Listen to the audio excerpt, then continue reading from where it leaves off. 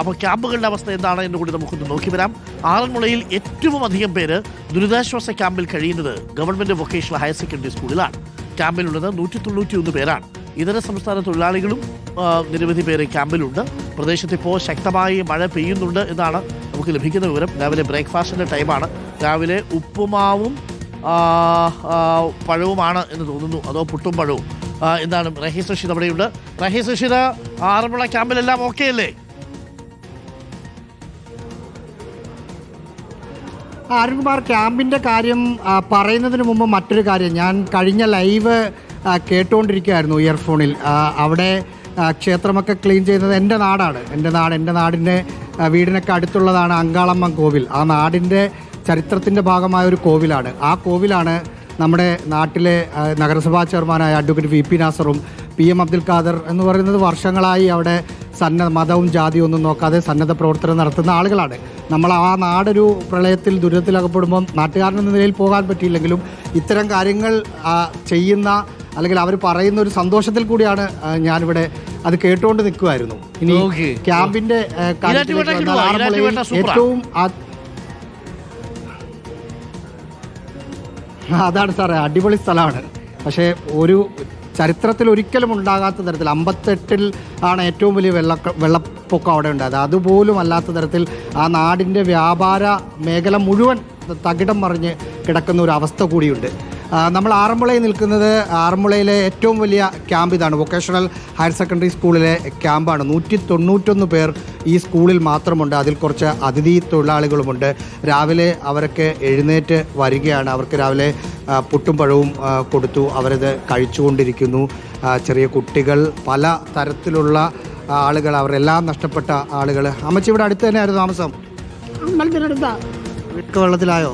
അല്ല, ഇന്നലെ എല്ലാം മുങ്ങി, മൊത്തം മുങ്ങി മുഴുവൻ. പെട്ടെന്ന് അവിടുന്ന് വന്നു. അവിടുന്ന് പെട്ടെന്ന് വെള്ളം കയറുന്നതിന് മുമ്പ് വരാൻ പറ്റി? വെള്ളത്തിൽ കൂടെ നീന്തി വന്നു. വീട്ടിലൊക്കെ എന്താ അവസ്ഥ? വെള്ളം കയറുന്നതിന് മുമ്പ് തന്നെ ഞങ്ങൾ ഇങ്ങോട്ടിങ്ങ് പോകുന്നായിരുന്നു. അപ്പം മക്കൾ പറയുന്ന വെള്ളമൊക്കെ ആയി ഇങ്ങനെ ആയിരിക്കും. അമ്മച്ചി നേരത്തെ അവിടെ നിന്നപ്പം ചിരിച്ച് കാണിക്കുന്നുണ്ടായിരുന്നു. ഭയങ്കരമായിട്ട് വീടൊക്കെ പോയല്ലേ? ഇവിടെയാണോ ഇന്നലെ കിടന്നത്? ആണ്. വീട് ഇവിടെ അടുത്താണോ? എയർപോർട്ടിലാണ്. എയർപോർട്ട്. എയർപോർട്ട് എന്ന് പറഞ്ഞാൽ നിർദ്ദിഷ്ട അങ്ങനെ ഒരു കാര്യം കൂടി ഉണ്ടായിരുന്നു കുമാർ. നിർദ്ദിഷ്ട എയർപോർട്ടിന് വേണ്ടി കണ്ടെത്തിയിരിക്കുന്ന സ്ഥലത്താണ് ഇപ്പോൾ വയലായി വെള്ളം കയറി കിടക്കുന്നത്. നമ്മുടെ ആറന്മുള വിമാനത്താവളം എന്നൊക്കെ പറഞ്ഞ് പ്രോജക്റ്റ് വന്നിട്ടില്ലേ, ആ സ്ഥലമാണ്. അതാണ് എയർപോർട്ടിനടുത്തെന്ന് പറയുന്നത്. എന്താണ് ഇവിടത്തേക്ക് ഒരു മൊത്തം അവസ്ഥ? ഞാനും ഈ അമ്മയെ ആദ്യമായിട്ട് വന്നത് ഇങ്ങനെ വെള്ളം പെട്ടെന്ന് പാടത്തുനിന്ന് കയറി വരുന്ന ആ വെള്ളം കയറി വരുന്നതുകൊണ്ടാണ് ഇത്രയും ഡിഫിക്കൽട്ടി ആയത്. ഫസ്റ്റ് സ്റ്റാർട്ട് ചെയ്ത റാന്നി ഭാഗത്തെ ഇഷ്യൂസിൻ്റെ ഒരു കണ്ടിന്യൂറ്റി ആയിട്ട് വെള്ളം കയറി ആ പാടങ്ങളിലെല്ലാം കയറി അതിങ്ങനെ ഒഴുക്കായിട്ട് വരിക. അപ്പോൾ സാധാരണക്കാരായ ഒരു മിഡിൽ മാൻ ഇതൊന്ന് താങ്ങാൻ പറ്റുന്ന ഒരു അവസ്ഥയല്ല. ബിക്കോസ് പ്രീവിയസ് എപ്പിസോഡ് ഓഫ് 2018 വളരെ കഷ്ടമായിട്ടുള്ളൊരു ഇതായിരുന്നു. അപ്പോൾ പിന്നെ അതിലേക്ക് പോകുന്നു എന്നുള്ള ഒരു മാനസികമായിട്ടുള്ളൊരു സംഘർഷം ഈ ക്യാമ്പിലുള്ള എല്ലാ ലേഡീസിനും ഉണ്ട്. 18 വീട്ടിൽ വെള്ളം കയറിയിരുന്നോ ചേച്ചിയുടെ? ഫുൾ എല്ലാം പോയിട്ട് ഒരുപാട് സ്ട്രെയിൻ എടുത്ത് അതെല്ലാം രണ്ടാമത് റീബിൽഡ് ചെയ്ത് പിന്നെ ഇനി ഒരു ഇത് വന്നു കഴിഞ്ഞാൽ നമുക്ക് ഒക്കെ ഞങ്ങളൊക്കെ മിഡിൽ ക്ലാസ് ആൾക്കാർ അത് താങ്ങാനൊക്കുന്ന ഒരു സ്റ്റേജ് അല്ല. അത് സാധനങ്ങളൊന്നും മാറ്റാൻ പറ്റിയിട്ടില്ല. അപ്പോൾ പിന്നെ ഞങ്ങൾക്കുള്ളൊരു സമാധാനം എന്ന് പറഞ്ഞാൽ ഇവരൊക്കെ വളരെ സപ്പോർട്ടീവായിട്ട് 3 നേരം വന്ന് ഞങ്ങളുടെ കാര്യങ്ങൾ തിരക്കുന്നുണ്ട്. അത് തന്നെ ഒരു വലിയൊരു ഇതാണ്. എന്താ പറയുക, സമാധാനം തരുന്ന ഒരു ഇതാണ്. ഇത് സാധനങ്ങൾ പോയാലും ഇല്ലെങ്കിലും നമ്മളെപ്പറ്റി ചിന്തിക്കാൻ ആരെങ്കിലും ഉണ്ടല്ലോ എന്നുള്ള ഒരു ഇതാണ് ഇതിനകത്ത് ഈ ക്യാമ്പിലെ കാര്യം. ഞാൻ വീട്ടിൽ ആരൊക്കെ ഉണ്ട്? ഇല്ല സാറേ. അല്ല ചേച്ചിക്ക് അല്ലാതെ മക്കളൊക്കെ ഉണ്ട്. പലയിടത്തായി മോളുണ്ടായിരുന്നു. ഇവിടെ സ്ട്രെങ്ത് കൂടുതലായതുകൊണ്ട് ഞാൻ വേറെ ഇടത്തോട്ട് മാറ്റി. അപ്പോൾ പിന്നെ ഇവരൊക്കെ ഏറ്റവും വലിയെന്ന് പറഞ്ഞാൽ ഈ സാറിനോട് എങ്ങനെ നന്ദി പറഞ്ഞാലും മതി. ബിക്കോസ് ഓരോ സമയം ഞങ്ങളുടെ ആവശ്യങ്ങൾ അറിഞ്ഞ് പുള്ളിയുടെ കഴിവനുസരിച്ച് മാക്സിമം ഹെൽപ്പ് ചെയ്യുന്ന അതേപോലെ ഇദ്ദേഹമാണെങ്കിലും. അപ്പോൾ ഞങ്ങളെ സംബന്ധിച്ച് അതൊക്കെ ഒരു വലിയൊരു ശരിയാവും. വീട്ടിൽ മൊത്തം വെള്ളം കയറിയിട്ടുണ്ടാവൂലേ? അവിടെ മൊത്തം വെള്ളം കയറി 2018 അവസ്ഥ അതിനേക്കാളുള്ള അവസ്ഥ. മൊത്തം തുണി പോലും ഇല്ല. ഇനിയിപ്പോൾ ഇട്ടേക്കുന്ന തുണി മാത്രമുണ്ട്, അല്ലാതുള്ള തുണിയില്ല. തുണി പോലും എടുക്കാൻ പറ്റിയില്ല. ഒന്നും പറ്റിയില്ല. വെള്ളം ഒഴുകി ഇറങ്ങി വരുന്ന പരമുട്ടുപടിയുടെ അവിടെ എങ്ങനെയാ അമ്മച്ചി? വെള്ളം കയറുന്ന പറഞ്ഞപ്പോഴേ എല്ലാം ഇറങ്ങി ഓടി. റോഡിൽ വന്നപ്പോൾ കാലം ഇറക്കത്തില്ല. പിന്നെ കുഞ്ഞുങ്ങൾ പിടിച്ച് എന്നെ കൊണ്ട് റോഡിൽ കയറ്റിയത്. അത്രയ്ക്ക് വെള്ളമായിരുന്നു. പിന്നെ വീട്ടിൽ വല്ലതും ഉണ്ടോയെന്ന് ദൈവത്തിനറിയാം. ചെന്ന് നോക്കുമ്പോൾ അറിയാം എന്തൊക്കെ ഉണ്ടെന്ന്. കാണത്തില്ല, മെത്തയും കാണത്തില്ല, മിക്സിയും കാണത്തില്ല, ഒന്നുമില്ല. ഇനി ഒന്നേന്ന് കഷ്ടപ്പെട്ട് ഇനി ഉണ്ടാക്കണം. ആര് തരും? എന്താ വെച്ചാൽ ഇനി ചെന്ന് കിടക്കണമെങ്കിൽ തന്നെ പ്രായമുള്ളവരെ കൊണ്ട് ചെന്ന് കിടത്താൻ നമ്മൾ ഇതിനകത്ത് എങ്ങനെ കിടത്തും? തറയിൽ കിടത്താൻ പറ്റും. അല്ലെങ്കിൽ കാട്ടിലുണ്ടെങ്കിൽ നമ്മളിതെല്ലാം തറയിൽ കഴുകി എടുത്ത് വരുമ്പോഴത്തേന് ഈ മെത്തയെ കിടത്താൻ പറ്റും. ഒരു മെത്ത മേടിക്കണമെങ്കിൽ എത്ര രൂപ കൊടുക്കണം?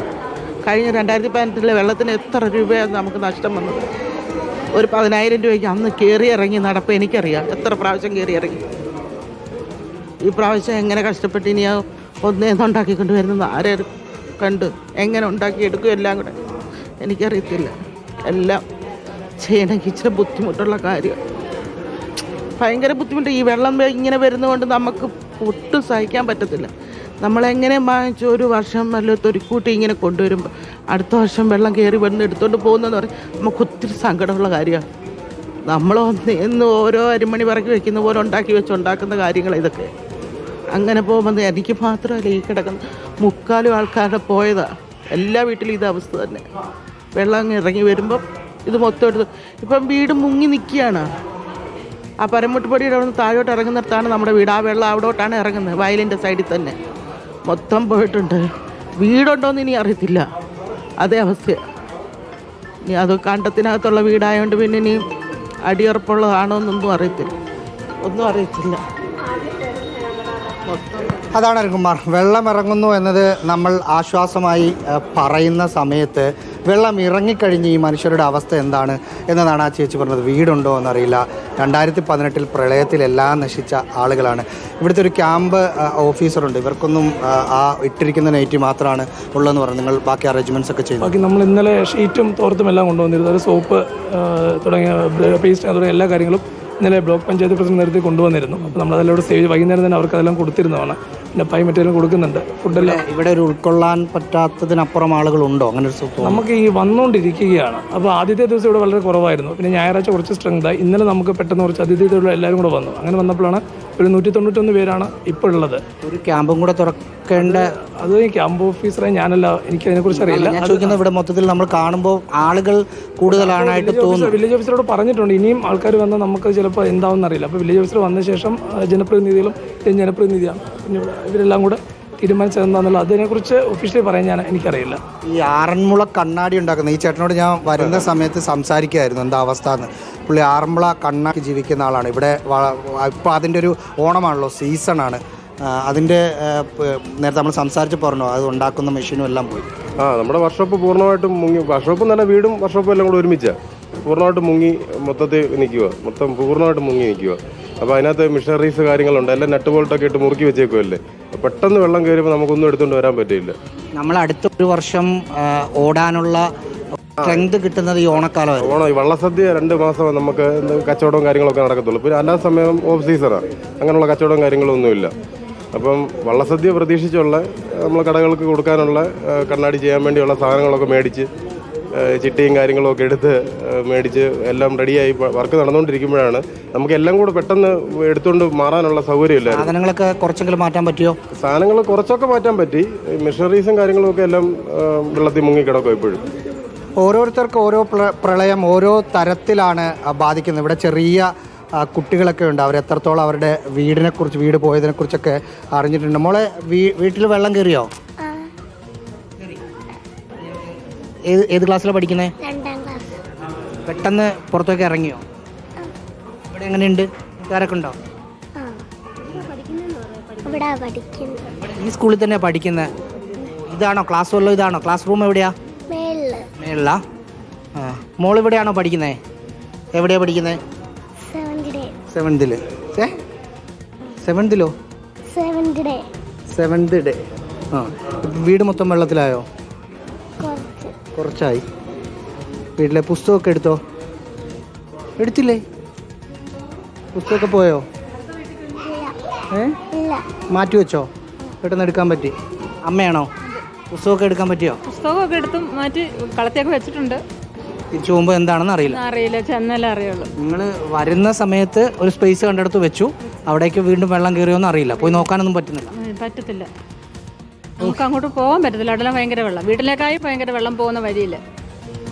മറ്റൊന്ന് ഇതാണ് അരുൺ സാറേ, ഇവർ സാധനങ്ങളൊക്കെ ഓരോരുത്തരും അവർക്ക് പറ്റുന്ന സ്ഥലത്ത് എടുത്ത് വെച്ചുവിട്ട് വന്നു. അത് കഴിഞ്ഞ് പല സ്ഥലത്തും വെള്ളം കയറിയിട്ടുണ്ട്. അതുകൊണ്ട് അതിൻ്റെ അവസ്ഥ എന്താണെന്ന് ഇവർ തിരിച്ചു പോയി നോക്കുമ്പോൾ മാത്രമേ മനസ്സിലാകുകയുള്ളൂ. അതുകൊണ്ട് വെച്ചതൊക്കെ അവിടെ തന്നെ ഭദ്രമായി ഉണ്ടോ എന്ന് അവർക്ക് അറിയുക പോലുമില്ല എന്നതാണ് ഇവിടുത്തെ ഈ മനുഷ്യരുടെ ഒരു സങ്കടകരമായ അവസ്ഥ.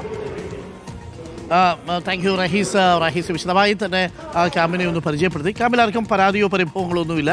191 പേര് ഇപ്പോൾ ആ ക്യാമ്പിലുണ്ട്. ഇനിയും കൂടുതൽ ആളുകൾ ആ ക്യാമ്പിലേക്ക് എത്തിയാൽ ഒരു പക്ഷേ ആ ക്യാമ്പിൻ്റെ ക്യാരിയിങ് കപ്പാസിറ്റിക്ക് പുറത്തു പോകും. ഇപ്പോൾ രാവിലെ അവർക്ക് പുട്ടും പഴമൊക്കെ കിട്ടുന്നുണ്ട്. ഇന്ന് രാത്രിയിൽ അവർക്ക് അവിടെ കിടക്കാനുള്ള സംവിധാനങ്ങളൊക്കെ ഒരുക്കി കൊടുത്തിട്ടുണ്ട്. പക്ഷേ ഇനിയിപ്പോൾ ഇവർ തിരിച്ച് വീട്ടിലോട്ട് പോകുമ്പോഴുള്ള അവസ്ഥയാണ്.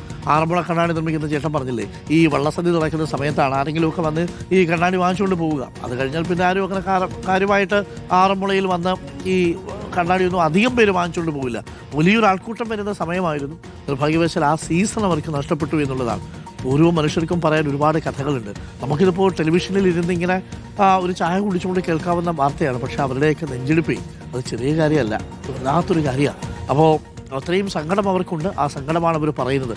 നമുക്ക് പറ്റുന്നത് സർക്കാർ ചെയ്തു കൊടുക്കുക, അവരെ പിടിച്ച് ചേർത്ത് നിർത്താൻ സഹായിക്കുക. അതല്ലാതെ എന്താ ഇപ്പോൾ പറയാൻ പറ്റുക? ഇവിടെ വരെ സമയം ഇപ്പോൾ 9 മണി കഴിഞ്ഞ് 33 മിനിറ്റാണ്. അപ്പോൾ റിപ്പോർട്ടർമാർ ഡോക്സി കഴിക്കണം എന്ന കമൻ്റ് അങ്ങ് എടുത്തു വായിച്ചു വിശദീകരണം നൽകിയത് ആരോഗ്യവകുപ്പിൽ ഒരു ചർച്ചയായിട്ട് മാറിയിട്ടുണ്ട്. തീർച്ചയായിട്ടും അത് ഡോക്സി ഇവർ മാത്രമല്ല, ആരോഗ്യ പ്രവർത്തകർ കഴിക്കണം, ക്യാമ്പിൽ ഉള്ള ഉദ്യോഗസ്ഥർ കഴിക്കണം, രക്ഷാപ്രവർത്തനത്തിന് പോകുന്ന മുഴുവൻ ആളുകളും കഴിക്കണം കേട്ടോ. അപ്പോൾ അത് ഡോക്സി കഴിച്ചില്ലെങ്കിലുള്ള കുഴപ്പം ലെപ്റ്റോസ്പൈറോസിസ് ഒക്കെ വരാനുള്ള സാധ്യതയുണ്ട്. അപ്പോൾ രക്ഷാപ്രവർത്തനത്തിന് ഇറങ്ങുന്നവർ, ഉദ്യോഗസ്ഥർ, മാധ്യമപ്രവർത്തകർ, അതിൽ ക്യാമ്പിൽ കഴിയുന്നവർ ഒക്കെ ഗുളികകളൊക്കെ കഴിക്കുക. മറ്റു പകർച്ചവ്യാധികളുടെ സമയമാണ് ഇനി ഇത് കഴിഞ്ഞാൽ വരാൻ പോകുന്നത്. അപ്പോൾ ആ ഒരു അധ്യായത്തിലേക്ക് കടക്കുന്നതിന് മുമ്പ് പരമാവധി നമ്മൾ ഒന്ന് നിയന്ത്രിച്ച് നിർത്താൻ ശ്രമിക്കുക. ഇവിടെ വരെ സമയം 9 മണി കഴിഞ്ഞ് 33 മിനിറ്റ്. റിപ്പോർട്ടർ വാർത്താ സംഘം നാടിൻ്റെ മുക്കിലും മൂലയിലുമുണ്ട്. എല്ലാ സ്ഥലങ്ങളിൽ നിന്നുമുള്ള വിവരങ്ങൾ പ്രേക്ഷകർക്ക് നൽകുന്നുണ്ട്. ക്യാമ്പുകളിൽ നിന്നും ആർക്കും വലിയ പരാതിയോ പരിഭവങ്ങളോ ഒന്നും തന്നെയില്ല. ക്യാമ്പുകളൊക്കെ നല്ല വൃത്തിയായിട്ട് തന്നെ മുന്നോട്ട് പോകുന്നുണ്ട്.